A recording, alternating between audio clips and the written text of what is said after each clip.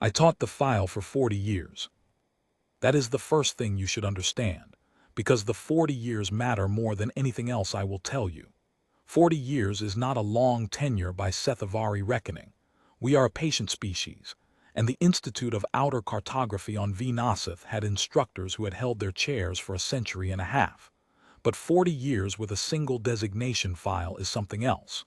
40 years with Varathnas specifically is, I am choosing the next word carefully, intimate.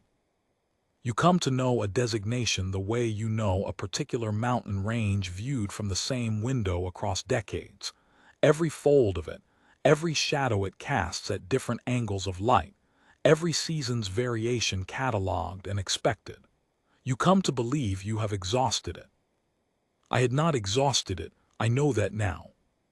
The Sethavari Institute of Outer Cartography was established on Venasath in the 3rd century of the Conservancy, and it has occupied the same basalt complex on the southern plateau for the entirety of that history.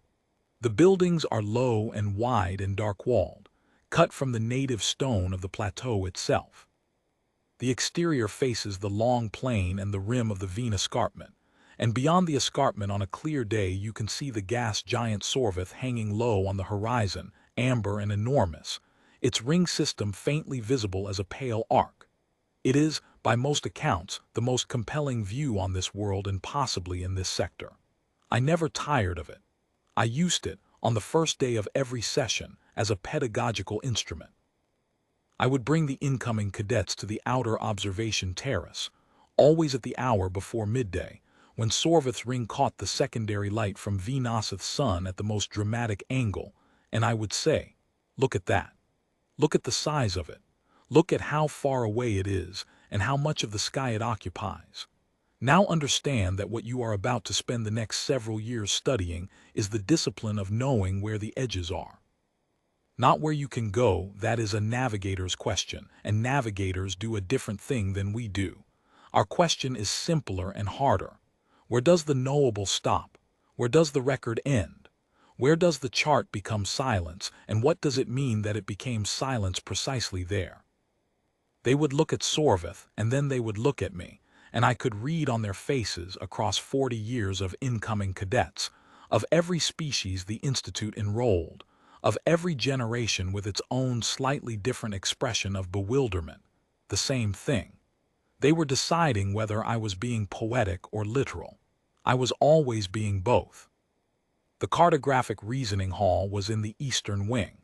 It held 140 seats on a gentle slope, the kind of seating arrangement that makes every student feel the room is attending to them specifically, that the angle of descent places them in a position of judgment and observation rather than reception. The room was designed that way deliberately. The first director of the Institute, Sethavari cartographer Veen Orath, believed that students should never feel they were being spoken at from above. The lectern at the base of the room was therefore the lowest point, not the highest, and the instructor always felt, I felt it every session for 40 years, the particular discipline of knowing the room looked down at you not as a student body looks down at a figure of authority, but as an inquest looks at a witness. I came to believe, always a witness in that room. The question was, witness to what? Designation Varathnas occupied a modest slot in the Institute's tertiary curriculum. It was filed under a subheading that the curriculum designers had, in their precise institutional language, called resolved historical boundary cases, meaning designations that had once presented active cartographic interest, and now presented only archival interest, because the situation at the boundary had reached a stable and closed conclusion. The word resolved was doing considerable work in that classification.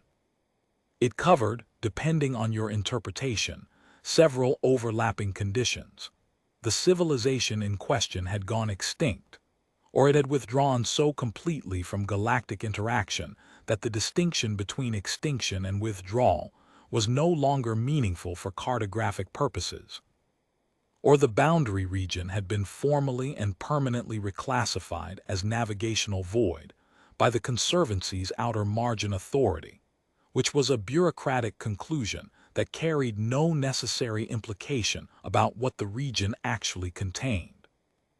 Varathnaz fell under the third condition. The region had been reclassified. The records on what it had previously contained were, I want to be exact, neither closed nor open in the usual sense. They were present in the archive. They had been filed. They were accessible to any credentialed institute researcher. But they had been placed under what the archive calls a secondary annotation, a marginal notation in the catalog that indicates the material has been reviewed by the Conservancy's outer margin authority and found to be, in the authority's language, of reduced ongoing operational relevance. Not sealed, not expunged, annotated as historical. In practice, this meant that most researchers, if they came across the Varathnaz file while searching for something else, would note the secondary annotation and move on. It also meant that the Institute's curriculum treated the file as a teaching instrument rather than a living concern, which is what brought it to my lectures, and what brought me to my lectures, and what held me there for 40 years, comfortable in the conviction that I was teaching from a concluded chapter. I will describe what I taught, because it matters that you understand the shape of the conviction before you understand how it broke. The human systems, which is the terrestrial shorthand, still in use in the older cartographic texts even after the Conservancy formally adopted the designation code, occupied a relatively modest spatial footprint in the outer margin of the Veen outer reach. Modest by the standards of the larger confederacies and republics the Institute also catalogued, though the Conservancy surveyors of that era had noted, and I noted in my lectures, that the spatial footprint was not the interesting metric. The interesting metric, as every cartographic scholar learns early, is influence spread relative to footprint. A civilization with a small footprint and a large influence spread is not a modest civilization. It is a compressed one. The earliest Conservancy records of the human systems described them in terms that the first generation of cartographers had found puzzling, and that subsequent generations had found quietly unsettling. The phrasing in the original survey, translated through 3 intermediate languages and revised by the Conservancy Standardization Committee, so what we have is a translation of a rendered-down paraphrase, runs as follows. The boundary region between the human-controlled systems and the outer navigational margin appears to maintain itself. This is the phrase the original surveyors used. Appears to maintain itself. I spent considerable time with that phrase across 40 years. There is no active agent implied in it. There is no named structure, no fleet, no automated system, no physical barrier described in any of the surrounding documentation. The boundary appears to maintain itself in the same sense that a high cliff appears to discourage approach. It does not need to act in order to be operative. What the early Conservancy surveys recorded, in the years before the Varathnaz designation was created and the file was opened, was not an encounter. There was no encounter. What they recorded was an absence of encounter. Every survey craft sent to the margin of the human systems returned. Every survey craft reported normal operation throughout the transit. Every survey craft reported, in the concluding section of its instrument log, the same thing. Approach was made to the margin of the human-controlled systems. Nothing was observed at the margin. The craft and crew proceeded to the return heading without incident. That phrasing, proceeded to the return heading without incident. It appears in 11 consecutive survey logs spanning a period of roughly 230 years. I have read all 11. I have read the instrument data appended to each one. I have examined the crew records for the surveys that list individual crew assignments. Nothing in any of them constitutes an incident. No contact, no signal, no hostile action, no equipment malfunction attributable to external interference. No crew illness or alteration. The surveys returned, the crews reported, the designation file was opened. Annotated across 2.5 centuries of uneventful survey returns. And eventually, when the Conservancy's outer margin authority reviewed the accumulated record and found nothing in it that required active navigation concern, classified as a resolved historical boundary case, and annotated in the archive as reduced operational relevance. This is what I taught for 40 years. I taught the surveys. I taught the designation. I taught the language of the original cartographers appears to maintain itself, and I used it as a lesson in precision, in the discipline of recording what is observed rather than what is assumed. Do not say the boundary is defended if you have not observed a defense, I would tell my cadets. Do not say the systems are occupied if you have not observed an occupant. Say what the data says. The boundary appears to maintain itself. Record that, and let the record carry the ambiguity, because the ambiguity is real and it belongs in the record. For 40 years I believed I was teaching cartographic precision. For 40 years I taught the Varathnaz file as an example of how a well-maintained record handles the unknown, with honesty, with restraint, with the discipline of nomming only what you have verified. I did not understand until the session I am about to describe that the file had been telling me something else the entire time, that the 11 surveys and their identical conclusions and their 230 years of combined silence were not an absence of data. They were the data, and the data had a shape, and the shape had a meaning, and I had been teaching the meaning incorrectly for 4 decades. The session in question was not unusual, at its opening, in any way I recognized. It was the 43rd session of the cycle, which placed it in the latter part of the academic year, when the cadets in the cartographic reasoning hall had reached the portion of the curriculum reserved for resolved historical cases. This was, traditionally, a quieter part of the year. The resolved cases were easier material than the active margin designations, easier in the sense that they did not change. An active margin designation required the instructor to check the conservancy's current notation before each session, to verify that nothing in the file had been updated since the last teaching cycle. A resolved historical case required no such check. The file was closed. The annotation said so. I had checked the Varathnaz file at the opening of my first session with it, 40 years earlier, and I had not checked it again since. The cadets that session were a mixed cohort, Sethavari, Drassic, 1 Thesic exchange student, and 2 who had come from a species called the Vinthari that had only recently established an institute affiliation, and whose cartographic tradition was, to put it charitably, more intuitive than our own. 112 cadets in a hall designed for 140, a standard enrollment for that period. I knew most of their faces by that point in the year, though names came harder to me in the later decades of my tenure than they had in the earlier ones. I began as I always began with the resolved historical cases, not with the designation itself, but with the methodological principle that the designation illustrated.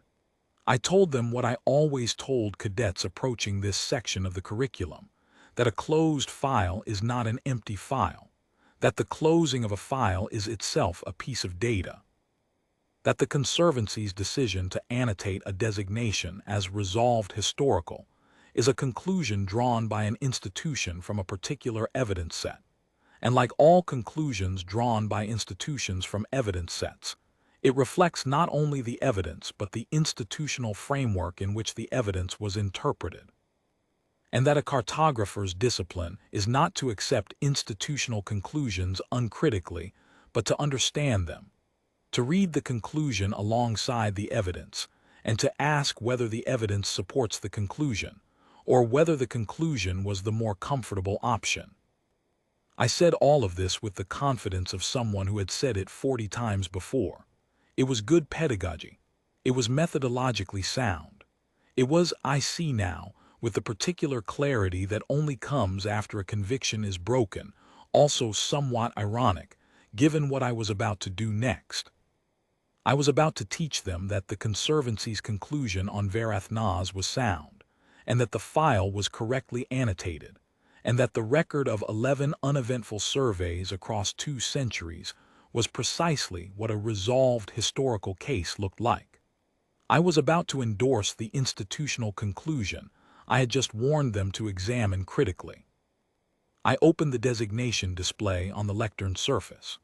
The hall's projection system rendered the Varathnaz sector map above the front wall, the standard display format for resolved historical cases, which presents the sector at 1/3 the resolution of an active designation, a small visual signal embedded in the curriculum design that tells the cadets this is archival material. The human systems appeared as they always appeared in this projection, a modest cluster of marked points in the outer margin, the boundary region indicated by the standard notation, a clean line, not a shaded zone, which is another embedded signal in the cartographic language. A shaded zone means the boundary is uncertain. A clean line means the boundary has been defined. The Varathnaz boundary was a clean line. It had been a clean line for as long as the file existed. I said, "This is Designation Varathnaz." I said, "The file was opened in the 2nd century of the Conservancy on the basis of 11 uneventful survey returns." I said, "The designation was closed, resolved historical by the outer margin authority at the end of the 4th century, when the accumulated record was reviewed and found to present no ongoing navigational concern." I said, "We are going to spend this session examining the file as an example of how the Conservancy handles a boundary region that does not resolve itself through incident, meaning through a crisis, a contact event, or a hostile encounter, but through the sustained absence of any such event.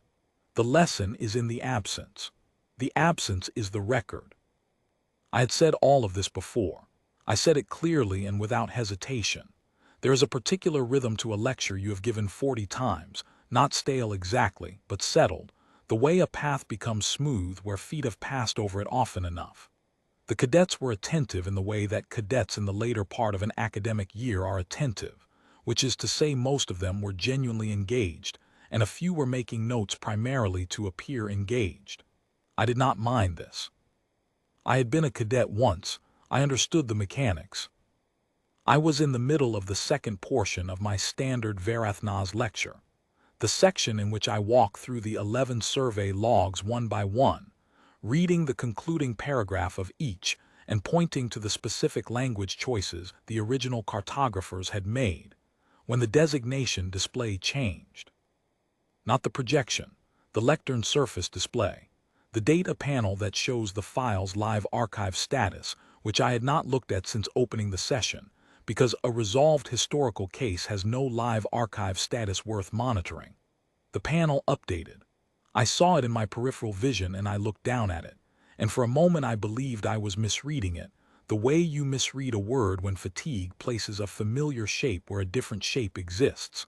I looked at it again. The Varathnaz file had received an annotation update. The annotation update had been flagged by the Conservancy's outer margin authority at the 3rd hour of that day's standard time, approximately 90 minutes before my session opened. The flag had passed through the standard processing sequence: authority flag, archive receipt, catalog update, secondary notification. The secondary notification had been routed to the Institute's curriculum office, which was responsible for alerting instructors when a teaching file was updated. The curriculum office had not yet processed the secondary notification. 90 minutes is a short window, and the curriculum office operated on a standard review cycle. I read the annotation update on the lectern panel. I read it twice. Then I read it a 3rd time, because the practice of reading significant data multiple times before drawing conclusions from it is one of the first habits the Institute instills in its cartographers, and 40 years of teaching that habit had made it reflexive in me. The annotation update was brief. Annotation updates to resolved historical cases are structurally required to be brief. There is an institutional format, and the format specifies that updates to closed files should contain only the minimum notation required to reclassify the file or amend the existing classification. What I read on the panel was this: Designation Varathnaz, classification amendment pending. Basis for amendment: Designation has received confirmed observational data inconsistent with resolved historical status. Reclassification under review by outer margin authority. Teaching use suspended pending review completion. Immediate notification to all curriculum units. I stood at the lectern and looked at the panel. 112 cadets sat in the hall above me. The sector map of Varathnas hung on the front wall at 1/3 resolution, the clean boundary line clearly visible. The human system points rendered in the soft gray that the curriculum had standardized for historical designations. The room was quiet. I had stopped speaking, and the room had not yet noticed, because the pause had not yet grown long enough to register as unusual. I am a Sethavari. We are, by the standards of the other species in the Institute's enrollment, a calm people not unfeeling, but inclined toward what I can only describe as deliberate reaction. We do not, as a rule, display distress quickly. This has advantages in the lecture hall. In the 40 years of my tenure, I had been presented with a number of unexpected developments during sessions: technical failures, incorrect data in the display system, a cadet collapsing from an undisclosed illness. And in every case, I had managed the response without alarming the room before I understood the situation. I managed the response now. I told the room that I needed a moment to review a curriculum update, and that they should use the time to re-examine the first 3 survey log conclusions with the methodological framework we had established at the session's opening. I made my voice even. I turned from the lectern and stood with my back to the hall, facing the blank rear wall of the lecture space, looking at nothing. I understood several things in rapid succession. I understood that a resolved historical designation does not receive annotation updates as a matter of routine. The only conditions under which the Conservancy's outer margin authority amends a closed file are: new data has been received that was not present at the time of closure, or an error in the original closure review has been identified, or the status of the designation has changed in a way that the original closure no longer correctly describes. I understood that the annotation update I had read specified confirmed observational data inconsistent with resolved historical status. Not archival review, not error correction, observational data, new observation, something had been observed. I understood that the teaching suspension embedded in the annotation was not a standard procedural step. Teaching suspensions are issued when a file is under active reclassification review. A file under active reclassification review is a file whose current designation is no longer considered reliable. The Conservancy was telling me, through the annotation format, that what I had been teaching in this room, what I had been telling this cohort and 39 cohorts before them, might not be accurate. That the conclusion I had endorsed, the resolution I had presented as the text's correct reading, was under examination. And I understood, though I would not be able to describe how I understood it, that the examination was going to produce a different conclusion. The outer margin authority does not amend closed files lightly. The institutional weight of a resolved historical classification is considerable. To lift it requires evidence that the classification is wrong, not suggestive, not ambiguous, wrong. I stood facing the blank rear wall for 38 seconds. I know the precise duration because I counted, which is another habit 40 years of precision work instills without your choosing it.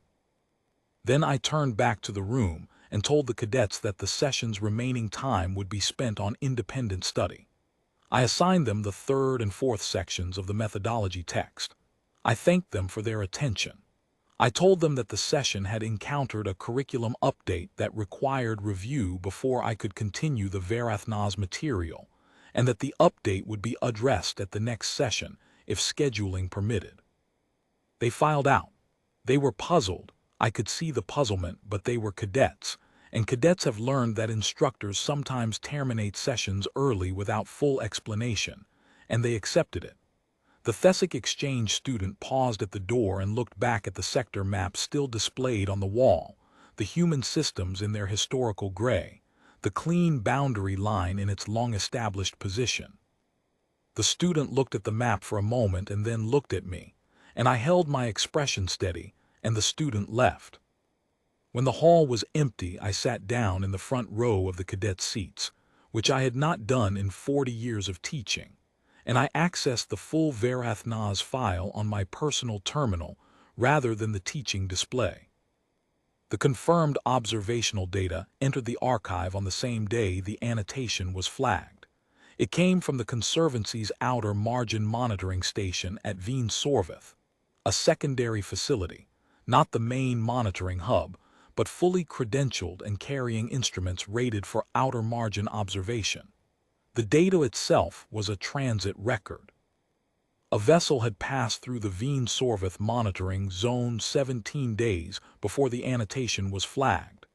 The processing delay was standard, and the fact that it had been processed and flagged within 17 days of the transit event suggested that someone at the monitoring station had recognized what they were looking at and escalated it quickly. The vessel was not Conservancy registered. It was not affiliated with any of the species currently holding Conservancy membership. Its hull configuration did not match any registered design in the current Conservancy vessel catalog, which runs to approximately 68,000 entries across the full range of affiliated species going back 3 centuries. No match. Not a near match, not an approximate match, not a match flagged as uncertain. No match at all. The vessel's transit path was reconstructed from the monitoring station's instrument data.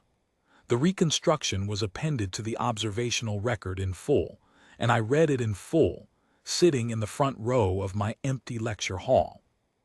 The vessel had originated, in the sense of having entered the monitoring zone from a specific direction, from the margin of designation Varathnas. It had passed through the Veen Sorveth zone at a velocity consistent with long transit. It was not accelerating. It was not decelerating. It was not executing any navigational maneuver that the monitoring station's instruments could characterize as reactive. It was simply moving at a steady rate on a heading that would take it. The monitoring station had calculated this and included the calculation in the transmitted data into the established lanes of the Conservancy's outer navigation network, where other ships moved, where the Conservancy's members moved, not into the void, into the lanes. The vessel's hull was intact, no structural damage noted in the monitoring station's scan data, hull integrity confirmed across the full surface, no evidence of combat damage, no evidence of atmospheric exposure, no debris field around the transit path. The vessel was structurally whole. The vessel was broadcasting a standard Conservancy distress protocol on the outer margin emergency channel. This is a channel that any ship from any species holding Conservancy membership, is familiar with, because the emergency channel format is standardized and published. You do not need to be a Conservancy member to know what the emergency channel sounds like. You only need to have been in Conservancy space at some point and to have been paying attention. The distress signal was not a generic broadcast. It was specifically coded.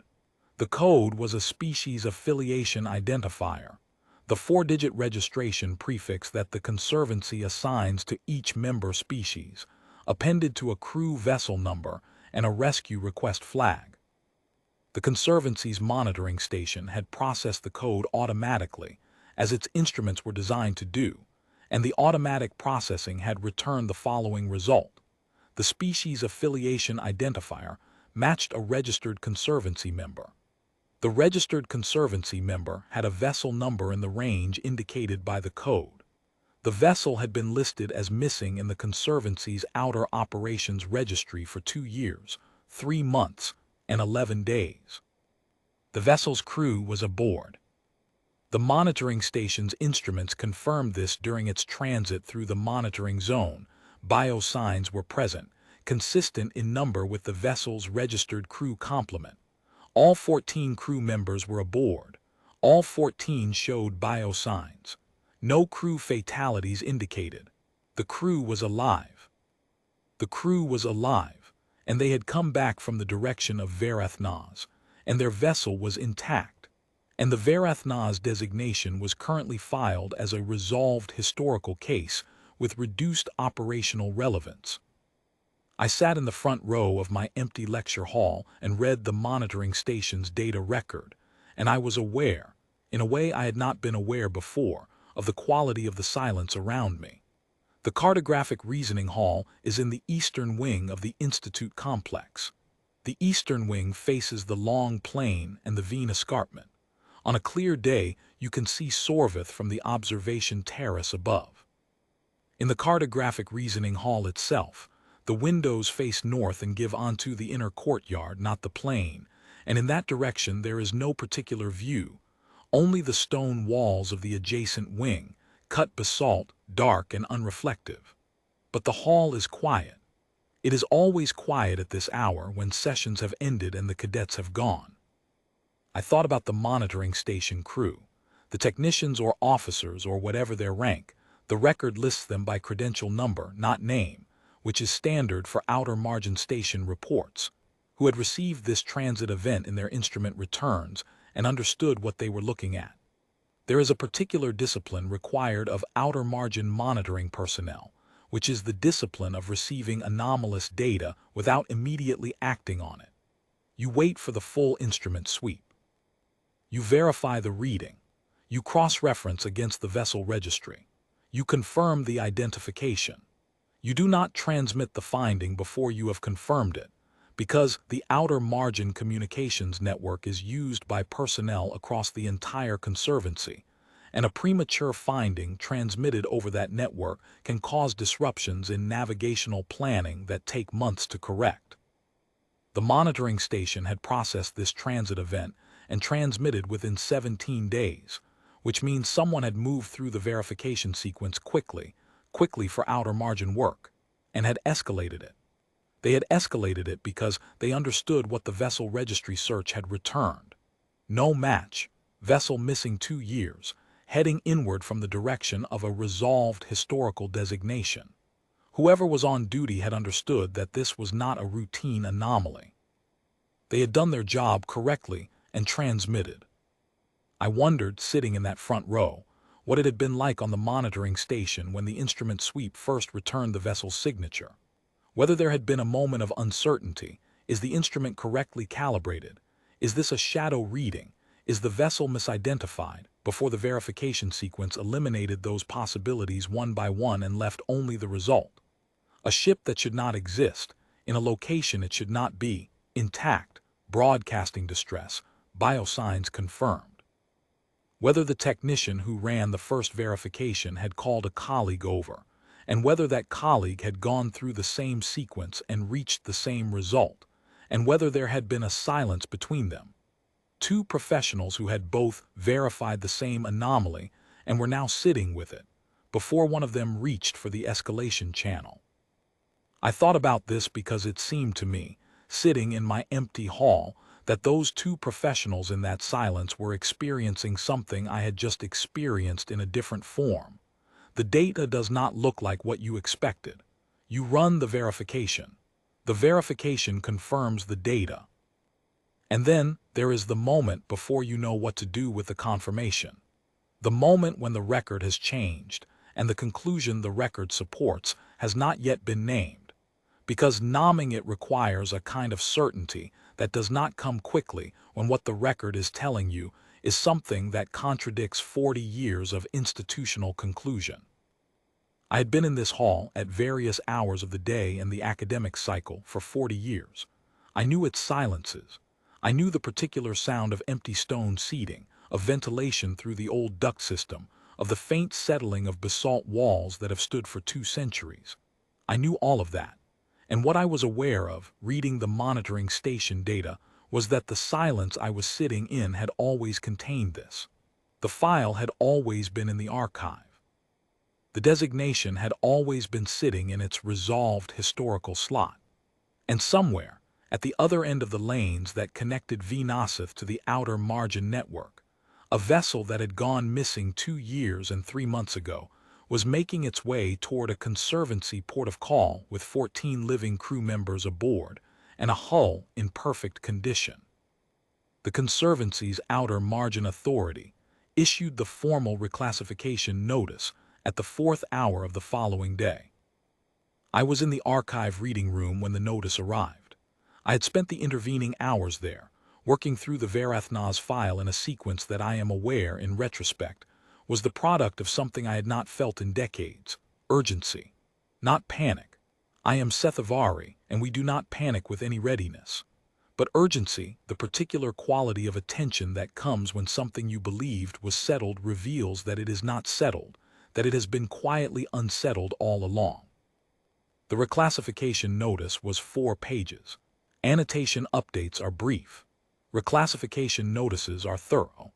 They need to be thorough because they are entering the record permanently. They are the document that sits in the file alongside the original classification, and anyone reading the file hereafter will read the reclassification alongside the original and will need to understand why the original was superseded. So reclassification notices explain themselves. The notice explained that Designation Varathnas had been reclassified from Resolved Historical to Active Forbidden. Active Forbidden is not a classification I had taught from. In 40 years of curriculum design, the Resolved Historical cases had been my material, and the Active Forbidden designations were outside my section of the curriculum. They were taught by the senior staff of the Outer Margin Operations Division, not the Cartographic Reasoning Division. I had colleagues who taught Active Forbidden material. We shared a common space in the senior faculty wing. I knew what the classification meant in general terms, but I had never taught it, and I had never had cause to read a reclassification notice of this type. Active Forbidden means several specific things in the Conservancy's cartographic taxonomy. It means the designation is active. There is ongoing activity within the boundary region relevant to navigation and safety. It means the designation is forbidden. Approach to the boundary region is not recommended, and depending on supplementary notation, may be formally prohibited. And it means the designation is under active monitoring. The Outer Margin Authority has assigned ongoing instrument coverage to the region, which is a resource allocation that the authority does not make lightly. The reclassification notice described the basis for reclassification in the required formal language, which is precise and dry, and which I read with the full attention I would give to a survey instrument log. The basis was the monitoring station's observational data, the transit event, the vessel, the crew, the hull integrity, the heading. The notice confirmed what the monitoring station had recorded and added the following. The Conservancy's Recovery Authority had intercepted the vessel approximately 4 days after it entered the outer navigation lanes. The vessel had responded to the Recovery Authority's contact signals on standard protocols. The crew was medically evaluated upon recovery. The crew's evaluation had been conducted by the Conservancy's Senior Medical and Biological Assessment Team, and the assessment findings were attached to the reclassification notice as a supplementary annex. The supplementary annex was sealed. Not classified, not restricted, sealed.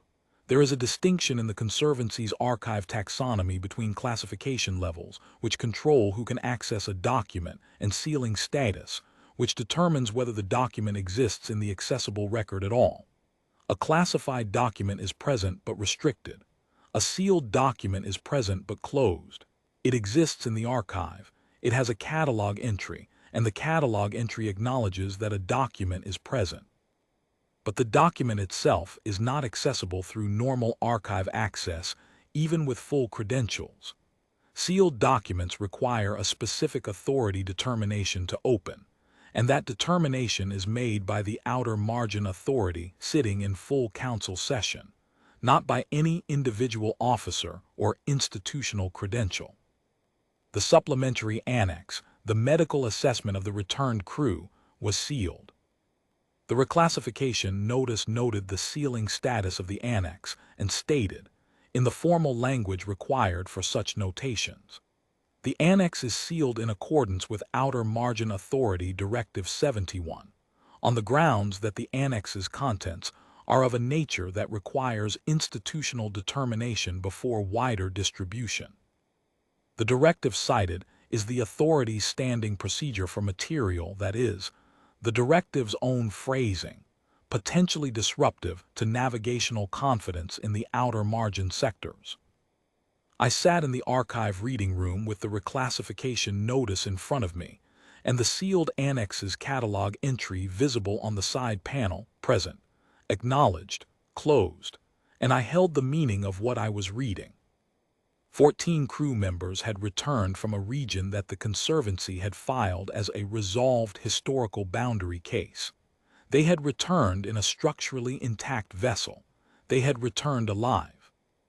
And the medical assessment of their condition, whatever the senior medical and biological assessment team had found when they evaluated 14 people who had transited into and returned from the direction of Designation Verathnaz, had been sealed because its contents were potentially disruptive to navigational confidence.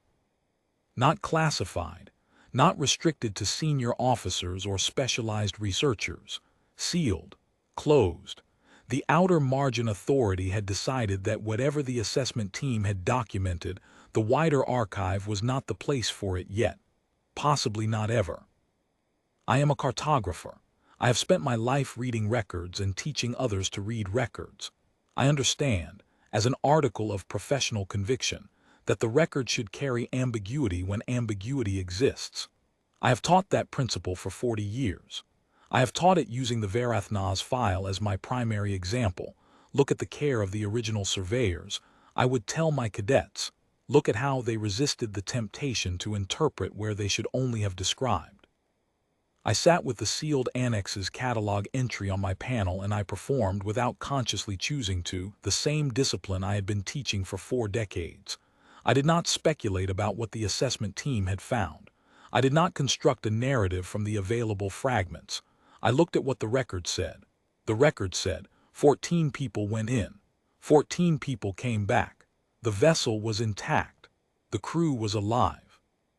The medical assessment of those 14 people has been sealed by the authority responsible for navigational safety in the outer margin, on the grounds that its contents might affect how other species feel about moving through the space adjacent to that boundary. That was the record. I read it, and I let it carry the ambiguity, and the ambiguity was immense. I had read sealed annex notations before, not many, but enough to understand the taxonomy. In 30 years of archival research conducted alongside my teaching work, I had encountered perhaps a dozen documents sealed under the standard outer margin authority directives, and in each case the sealing had been explicable in straightforward terms. There is a classification of material that the authority seals simply because it is commercially sensitive navigational route data that would benefit specific trading factions if distributed before the Conservancy could set a policy framework around it. There is material sealed because it pertains to ongoing negotiations between species where premature disclosure would harm the diplomatic process.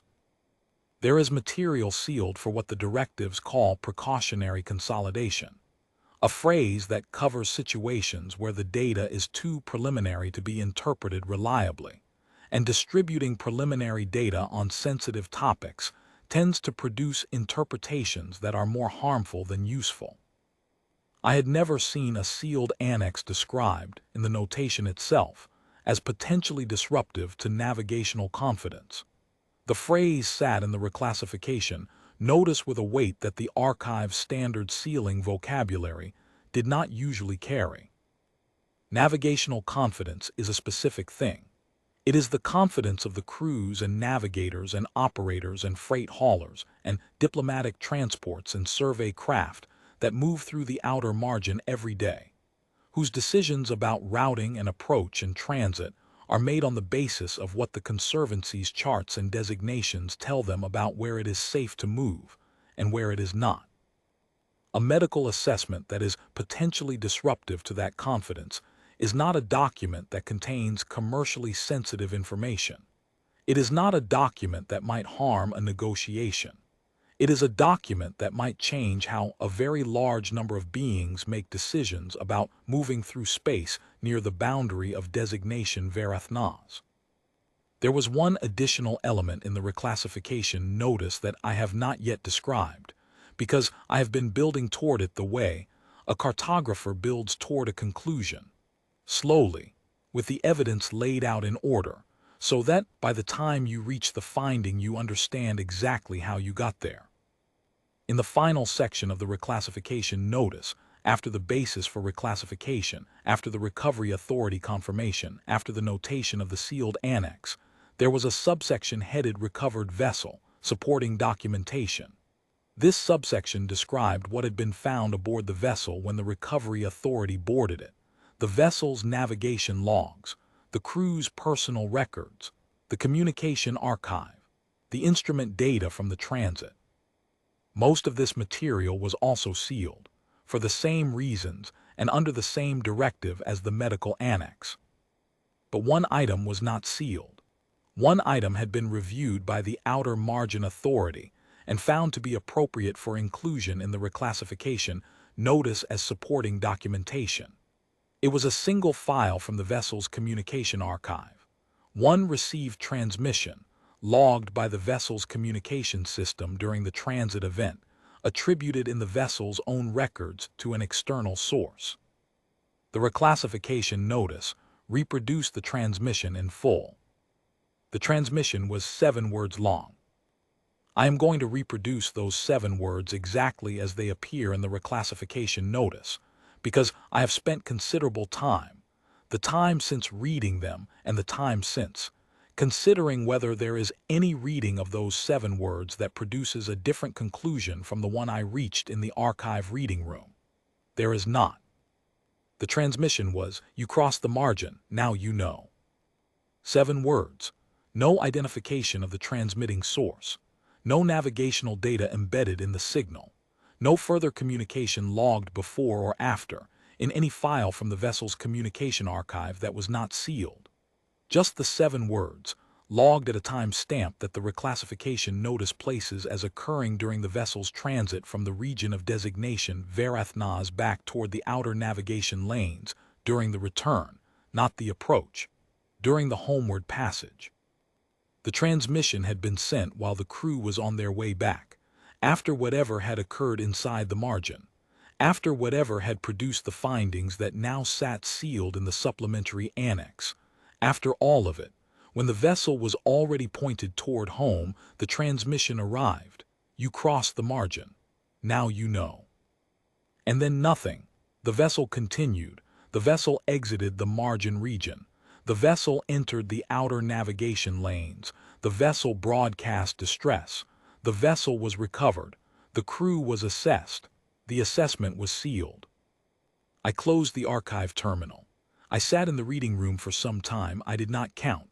I had stopped counting, and then I walked back through the eastern wing to the cartographic reasoning hall. The hall was empty as it had been when I left it. The sector display had powered down in my absence.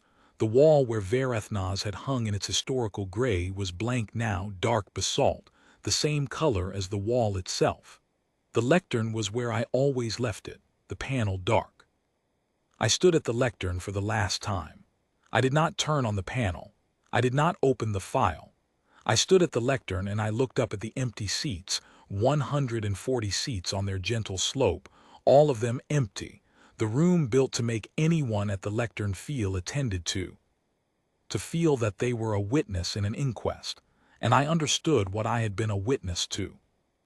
I had been a witness to a record that was telling the truth in a language I had not had the training to read.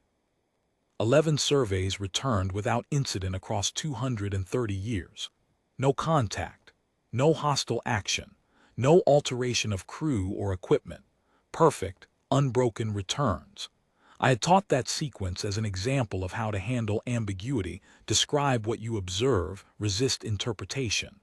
I had been right about the method and wrong about the conclusion, because I had made an assumption so fundamental that I had never examined it.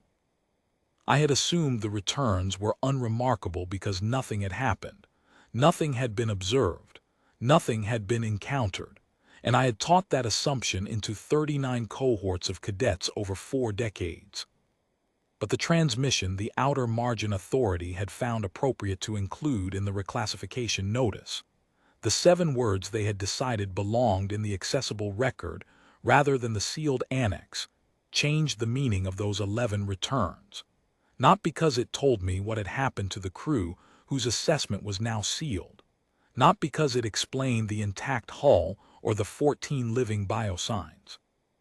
It changed the meaning of the 11 returns because it implied, with a precision that 7 words can carry when they are the right 7, that the returns had always been observed, that the surveys had come home not because nothing had noticed them, but because something had, that the clean margin and the uneventful transit logs and the 230 years of unbroken returns were not a record of absence.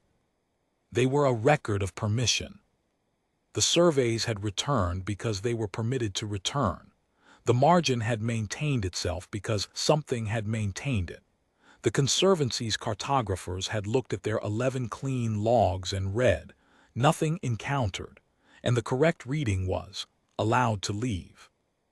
11 surveys, 2 centuries. The Conservancy had been receiving the same message in the same form through 11 different instrument logs, and neither the original surveyors nor the outer margin authority nor 40 years of curriculum scholarship had read it correctly. The message was not silence, it was restraint. Every clean return was a demonstration of restraint. The same restraint, exercised 11 times, consistent across 230 years, maintained with a patience that no Conservancy member species could match if you measured patience in the way patience deserves to be measured. Not by duration alone, but by the gap between capability and action, sustained without variation through every contact and every season and every change in the Conservancy's composition and leadership and policy, unchanged. The crew that had crossed the margin 2 years and 3 months ago had gone in. They had crossed the line that 11 surveys had returned from without incident, and something on the other side had decided, for reasons the sealed annex might document, if the authority ever opens it, if anyone's credentials ever become sufficient, if the determination is ever made that the wider archive is the appropriate place for those findings, that this time the result would be different, not annihilation, not silence, not the same clean return, something that the outer margin authority had chosen to seal, and a transmission logged during the return passage. You crossed the margin. Now you know. They were permitted to leave. The crew was alive. The hull was intact. The vessel came home. And the thing that had decided this, that had looked at the vessel crossing the margin and looked at whatever the crew had done or said or been inside the boundary region, and had made the calculation and had let them go, had sent them home with a message and had not sent another. One message, 7 words. Logged, included in the reclassification notice, entered into the accessible record, the one piece of the return that the outer margin authority had decided was appropriate for wider distribution. I do not know what the authority's reasoning was. I have read the notice many times since, and the reasoning is not documented. What is documented is the outcome. Most of what the crew brought back is sealed. The transmission is not. The 7 words are in the record. They are the portion of the return that the authority determined the rest of the Conservancy should see. I have thought about that selection for a long time. I have thought about who made it and what they understood when they made it, and I have come to the conclusion, not stated in any document, not confirmed by any official communication, simply the conclusion of an old cartographer applying 40 years of training to a problem, that the transmission was left in the accessible record because it is the only part of the return that needs no context. The sealed annex needs context. The medical findings need context. Whatever the crew described in their personal records and communication archive needs context, and the outer margin authority has decided that the context is not yet ready to be provided, or possibly that no amount of context would be sufficient. The transmission needs no context. You crossed the margin. Now you know. 7 words addressed to a crew on their way home from somewhere the Conservancy had decided was historical, was resolved, was reduced in operational relevance. 7 words that would mean the same thing to any species that encountered them in any translation across any amount of time. The transmission is its own context. It is also, I have come to believe, a courtesy. The 7 words are a courtesy extended to the crew and through the crew and the reclassification notice to the Conservancy. You crossed. You know. You are being allowed to take that knowledge home. This is what the authority considered appropriate to share, that the permission to return was not an absence of capability, that it was a choice. That the thing capable of making that choice, and of sustaining the restraint of 11 previous clean returns, and of permitting the seal on an annex whose contents are potentially disruptive to navigational confidence, wanted the Conservancy to understand the nature of the transaction. You crossed. We observed. We decided. You know now. Go. The designation is active forbidden. The teaching file is closed. The Institute received formal notice that the Varathna's material has been withdrawn from the resolved historical curriculum and transferred to the Outer Margin Operations Division, where it will be handled by the instructors who teach active forbidden designations. I will not be one of them. I have submitted my retirement from the lectern, which was perhaps overdue. I am writing this account because I spent 40 years in front of cadets training them to read records correctly. I did not read this one correctly. I am old enough, and have been a cartographer long enough, to understand that this failure is not only mine. It is structural, embedded in the methodology itself, or perhaps in the assumption beneath the methodology that I never examined. The assumption that silence means absence. The assumption that a clean return means nothing was there. I am setting down this account because I want it in the record. Not as a teaching document, it will not be used as one. If the curriculum office has any sense, there are limits to what you can teach from. As a record, as an annotation to the 40 years of instruction I provided using the Varathna's file as a primary example of good methodology. I was using the right instrument on the wrong problem. The methodology was correct. The problem was that the data was never ambiguous. It was clear. It was telling me something clear in a language I was not equipped to read. 11 times we came to the margin. 11 times we were allowed to leave, and we recorded the leaving and called it silence. It was not silence. It was attention. Patient, consistent, measured attention sustained across 2 centuries of survey returns, and then one crew that crossed the margin and came back different in ways the Outer Margin Authority has decided to seal, and 7 words sent home with them. You crossed the margin. Now you know. The designation stands as active forbidden. The boundary is maintained. The file will not be reopened for curriculum use. I do not return to the lectern. The cadets who sat in that hall for the 43rd session of that cycle, the session I ended early, the session in which the designation corrected itself in front of me on the panel while I was in the middle of explaining why it had been correctly classified as resolved, will receive the remainder of their curriculum on the outer margin cases from my colleagues. They will learn the active forbidden methodology. They will be taught by someone who teaches it correctly.